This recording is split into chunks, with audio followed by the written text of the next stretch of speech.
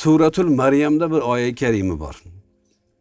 A'udhu billahi mineşşeytanirracim. İnnellezîne âmenû ve amilussâlihâti seyec'alu lahumur rahmanu vudda. Sadaqallahul azim. Bir zotlariki iymon keltirdilar, solih amallarni qildilar. Ularni Xudo yaxshi ko'radi. Shu tafsirda bir hadis keltiriladi.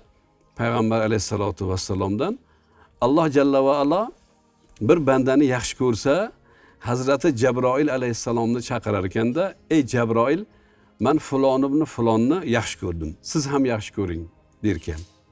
Hazrati Jabroil alayhissalom aytar ekanlarki, "Ey Robbim, sen yaxshi ko'rgan bo'lsang, men ham yaxshi ko'rdim." Butun olami malakutda maloikai muqarrabinlarga, butun o'sha Baytul Ma'mur atrofidagi, butun arshni atrofidagi maloikai muqarrabinlarga Hazrati Jabroil alayhissalom e'lon qilar ekanlarki, "Ey maloikalar, Xudo taolo falon ibn falonni yaxshi ko'ribdi, sizlar ham yaxshi ko'ringlar" der ekanlar.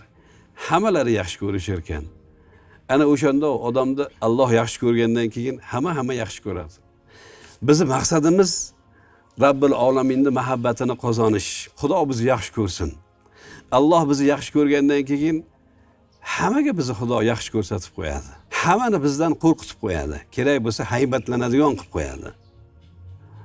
Rivoyatlarda bor, Madina-i Munavvaraga bir sher kirib qoldi sahrodan. Hazrati Ali ibn Abi Talib karramallohu vajhahu borsalar bundoq bo'ynini egib turdida, qulog'idan ushab Madinadan olib chiqib sahroga to'g'rilab qo'ydilar. Yana indamasdan u ketdi. Hammalari gapirishdiki, odamlar ba'da "Vo, Ali zo'r ekan, sheram indamay qoldi uni oldida" deganda, "Men zo'r emasman, men Allohdan qo'rqaman" dedilar. Hazrati Ali karramallohu vajhahu. Biz Xudo taolodan qo'rqsak, hammani bizdan Xudo qo'rqitib qo'yadi. Alloh o'zi haybat beradi.